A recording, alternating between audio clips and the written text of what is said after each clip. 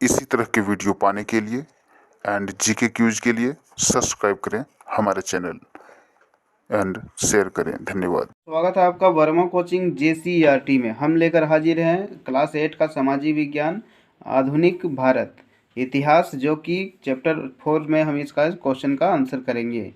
इससे पहले भी आप हमारे प्ले लिस्ट के माध्यम से भी सारे क्वेश्चन का आंसर कर सकते हैं, वहाँ से भी देख सकते हैं सभी विषयों की। आइए शुरू करते हैं। पहला क्वेश्चन है, रिक्त स्थानों की पूर्ति कीजिए, जिसमें है कि क नंबर, झूम की खेती को खाली जगह भी कहा जाता था। तो झूम की खेती को घुमंतु खेती, तो झूम की खेती को क्या कहते थे? घुमंतु खेती। तो लिख देते हैं घुमंतु खेती भी कहा जाता था। ख नंबर है कि मुद्रा की सुविधा नहीं होने के कारण खाली जगह का प्रचलन था। मुद्रा मतलब पैसा नहीं होने के कारण क्या करते थे पहले के लोग? वस्तु विनिमय का कारोबार करते थे। वस्तु विनिमय का मतलब सामान के बदले सामान। वस्तु विनिमय का कारोबार करते थे, ठीक है, कि आप हमको दाल दे दो, मैं आपको चावल दे दूंगा, ऐसा है, वस्तु विनिमय कहा जाता है कि सामान के बदले सामान। ग नंबर, चारवाहे खाली जगह के अनुसार अपने स्थान व जानवर बदलते रहते थे। तो चारवाहे क्या करते थे कि मौसम के अनुसार करते थे, है ना, मौसम के अनुसार अपना बदलते रहते थे। घ नंबर है कि आदिवासी इलाकों में खाली जगह का महत्वपूर्ण स्थान होता था। आदिवासी इलाकों में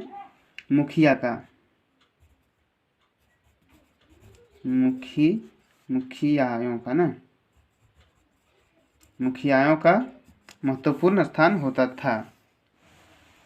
अगला है दूसरा, किस निम्न प्रश्नों का संक्षेप में उत्तर दीजिए।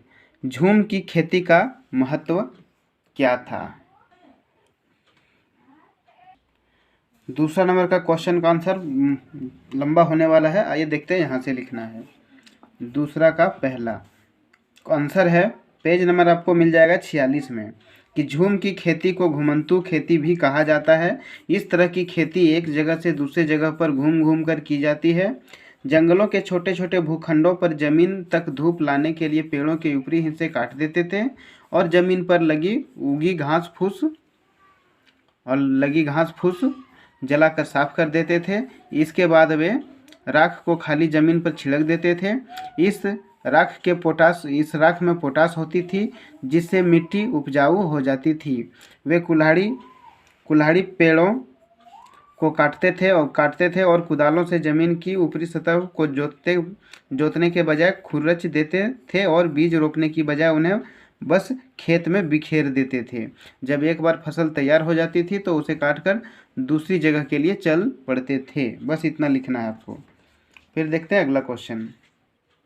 दूसरा है कि अंग्रेज द्वारा काश्तकारों को अस्थायी रूप से बसने का प्रमुख उद्देश्य क्या था? अंग्रेजों द्वारा काश्तकारों को अस्थायी रूप से बसाने का प्रमुख उद्देश्य क्या था?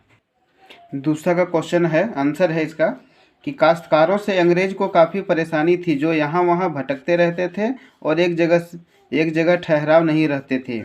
वे चाहते थे कि आदिवासी का समूह एक जगह अस्थायी रूप से रहे और खेती करे। अस्थायी रूप से एक जगह रहने वाले किसानों को नियंत्रित करना आसान था। अंग्रेज अपने शासन के लिए आमदनी का नियमित स्रोत चाहते थे। फलस्वरूप उन्हें जमीन में कुछ नियम लागू कर दिए, जिन्होंने जमीन को माप कर प्रत्येक व्यक्ति का हिस्सा तय कर दिया और उसका कितना लगान देना है। इसी कारण से अंग्रेज काश्तकारों को अस्थायी रूप से बसाना चाहते थे। ये हुआ दूसरा का क्वेश्चन आंसर। देखते दूसरा का तीसरा, पेज नंबर 50 में आपको दूसरा का ख मिल जाएगा, ऐसे समूहों में, ठीक है, यहाँ तक आसान था तक, ठीक है। तीसरा नंबर है क्वेश्चन कि महाजनी प्रथा से आप क्या समझते हैं? महाजनी प्रथा झारखंड में शिकारी और भोजन संग्रहकर्ता श्रेणी में बिरोहर तथा कोरवा प्रमुख थे। जो चीज़ें आसपास पैदा नहीं होती थी, उन्हें हासिल कर करने के लिए आदिवासियों को खरीदनी पड़ती थी। इसकी वजह से वे कभी कभी व्यापारियों और महाजनों पर आश्रित हो जाते थे। व्यापारी बेचने की चीज़ें लेकर आते थे और भारी कीमत पर चीज़ें बेचते थे। सूदखोर महाजनी भी आदिवासियों को कर्जा देते थे, लेकिन उसका ब्याज बहुत ज़्यादा होता था। कर्ज लेने की लेन देन की इस व्यवस्था को ही महाजनी प्रथा कहते हैं। अगला क्वेश्चन देखते हैं कि संथाल विद्रोह का प्रमुख कारण क्या था। 30 जून 1855 को संथाल प्रांगणा में अंग्रेज शासन के खिलाफ विद्रोह शुरू हुआ। राजमहल क्षेत्र में बघनाडीह गांव के सिद्धों ने नेतृत्व संभाला।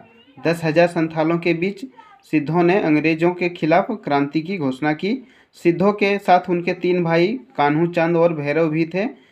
ठीक है, उस विद्रोह को संथाल विद्रोह कहा गया। ठीक है, यहाँ तक आप लिखेंगे। अगला देखते हैं। अगला है कि खरवार विद्रोह क्यों हुआ था। आइए लास्ट क्वेश्चन से देखते हैं। तो इसका आंसर है, हम यहाँ से लिखेंगे 2 का उआ। 1857 में हजारीबाग तथा रांची में विद्रोह की खबर से पलामू में भी प्रतिक्रिया हुई। चेरो, खरवार तथा भोक्ताओं ने भी विद्रोह में शामिल होने का निर्णय लिया।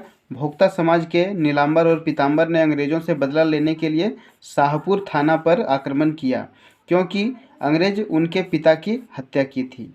पलामू के भी सभी क्षेत्र पर विद्रोहियों का कब्जा होता जा रहा था। यहाँ तक आप लिख सकते हैं, पेज नंबर 54 में मिलेगा। वीडियो पसंद आए तो लाइक करें, शेयर करें, नए हैं तो चैनल को सब्सक्राइब करें। वीडियो में अंत तक बने रहने के लिए बहुत बहुत धन्यवाद।